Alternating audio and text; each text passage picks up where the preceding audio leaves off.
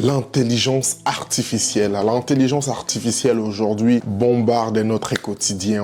On va à gauche, on parle de l'intelligence artificielle, à droite, l'intelligence artificielle. Et même aujourd'hui, les gouvernements commencent à investir des millions, des milliards de dollars. On est très contente de vous avoir.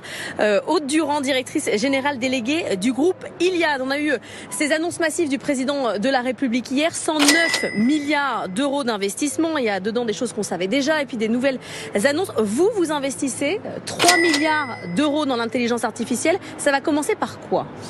Dans cette nouvelle, non, pas nouvelle, car elle existait déjà, dans cette technologie qui est en train de révolutionner notre monde, même si je dois les mentionner quand même que ça existait déjà. Bienvenue à toutes et à tous dans cette vidéo. Je réponds au nom de Andy Longane. Bienvenue sur ma chaîne. Si c'est la première fois que vous tombiez sur ma vidéo, eh bien, bienvenue. Merci aux anciens, merci aux nouveaux.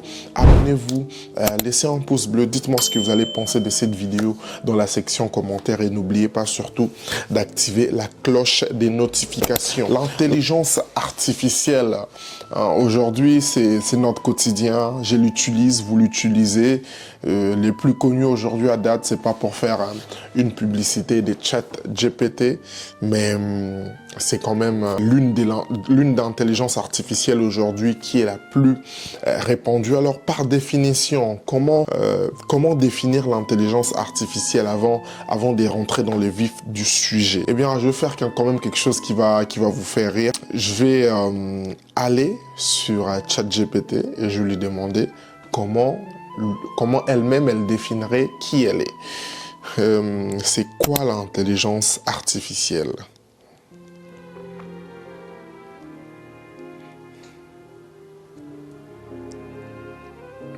Ah, ok. Elle est en train de donner une réponse, on va voir. L'intelligence artificielle est un domaine de l'informatique. Ça, c'est intéressant. C'est un domaine de l'informatique qui permet à des machines d'imiter l'intelligence humaine. Je vais quand même mettre un point important sur imiter. Je pense que ça va nous aider dans les traitements de notre sujet d'aujourd'hui. Il y a mon stylo qui me fait défaut. Imiter.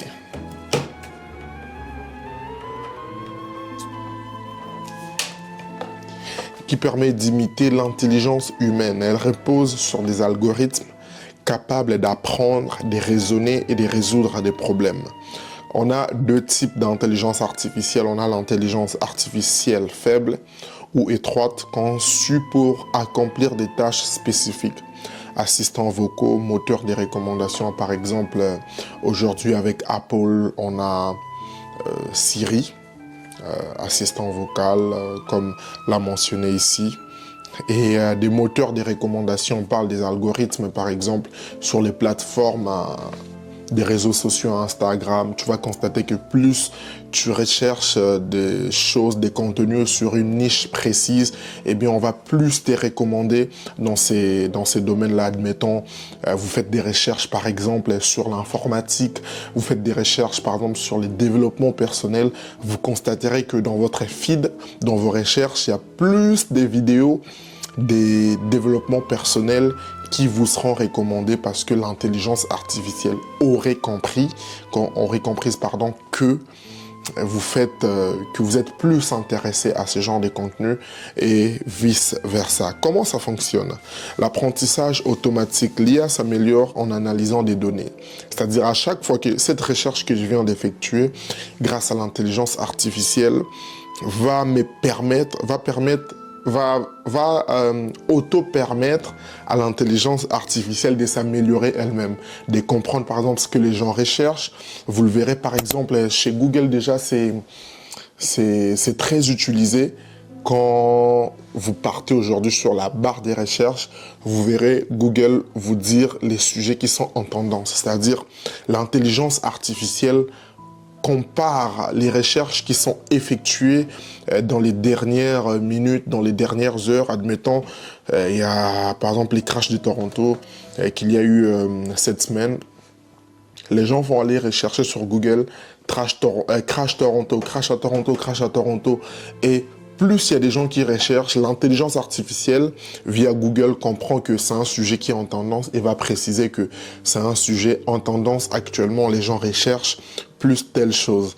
Et c'est ça même qui aide aussi les entreprises à comprendre, par exemple, durant la période des fêtes, que les gens font plus des recherches, admettons, sur les Pères Noël, sur les sapins, et ça leur permet de comprendre et de bien cibler leur vente, si je peux le dire comme ça. C'est-à-dire qu'en décembre, c'est plus les affaires des Noël qui vont se vendre. Et durant la Saint-Valentin, les gens vont plus rechercher des vidéos en rapport avec l'amour, en rapport avec... en tout cas, vous l'avez compris, en rapport avec l'amour et vice-versa.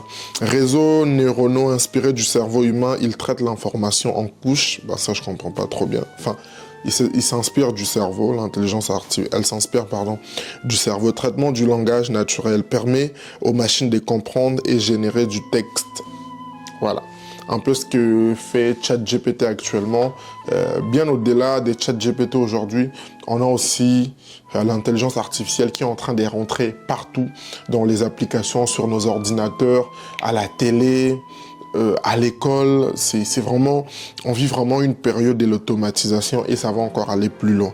Applications courantes, ça, il est en train de me citer les applications. J'ai cité tantôt l'assistant virtuel Siri, Alexa ou Siri. Chatbot et AI conversationnel, reconnaissance d'images et de visages, voiture autonome, analyse des données et prévision. Voilà. L'IA, comme je l'ai dit tantôt, ça existait déjà avec les algorithmes, par exemple. Aujourd'hui, elle est peut-être juste plus mise en avant.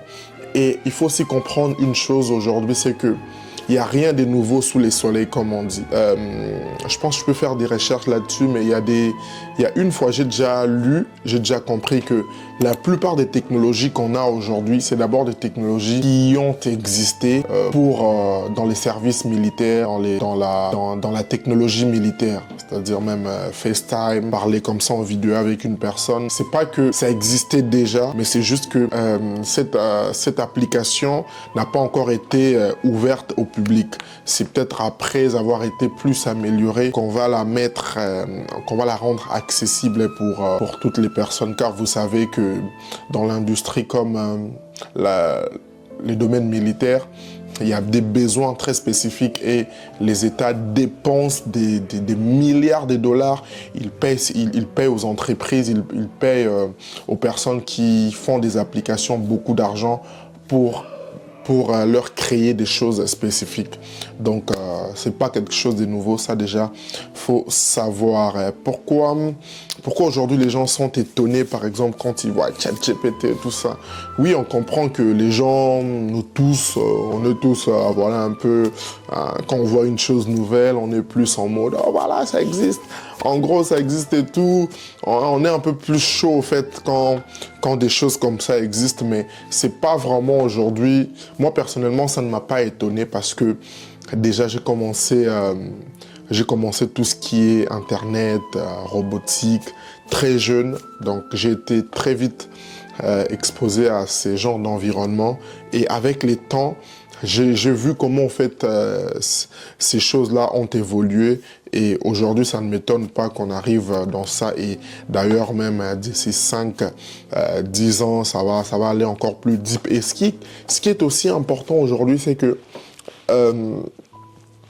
les films nous préviennent déjà. Moi, je les appelle, je les prends plus dans un sens avant-gardiste et tout, que dans la plupart des cinémas qu'on va regarder, dans la plupart des animés, par exemple, qu'on va regarder, on va comprendre que ils nous préviennent déjà de quelque chose. On parle par exemple aujourd'hui des dangers de l'intelligence, des dangers de l'intelligence artificielle.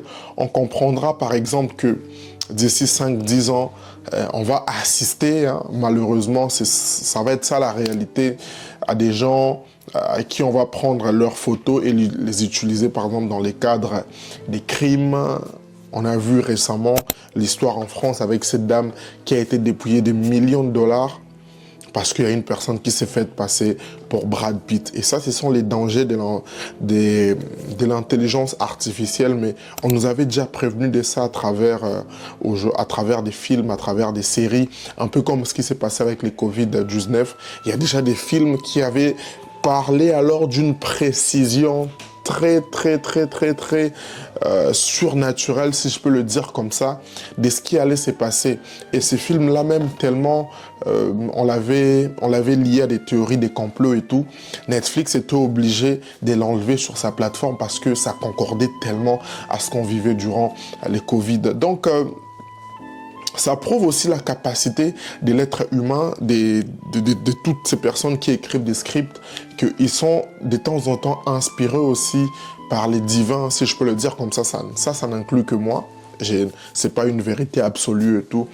De les souffler au fait des choses, d'observer la société, de comprendre déjà que avec l'intelligence artificielle aujourd'hui, ça ne va pas m'étonner qu'on assiste, par exemple, à des personnes qui vont monter des plans très sophistiqués pour, par exemple, voler de l'argent des gouvernements.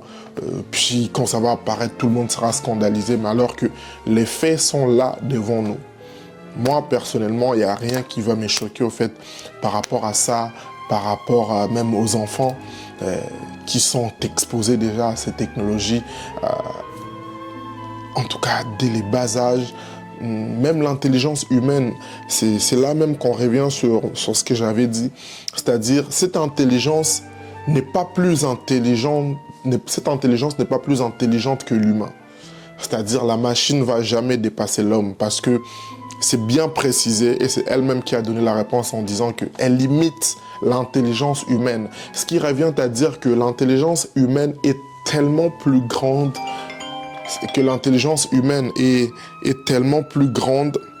qu'à un moment, cette intelligence, à un moment, cette intelligence a besoin d'imiter l'intelligence humaine pour essayer de nous avancer des réponses. Mais c'est fou parce qu'à un moment, les gens vont tellement se diminuer et puis se concentrer plus sur ce que cette intelligence peut offrir en lieu et place de ce qu'eux peuvent offrir. Parce qu'encore une fois, un téléphone, une machine, une voiture n'est rien tant et aussi longtemps que l'humain n'intervient pas. Donc c'est nous qui donnons du sens à toutes ces technologies. Si on n'est pas là, qui va consommer, qui va acheter les téléphones, qui va acheter les ordinateurs?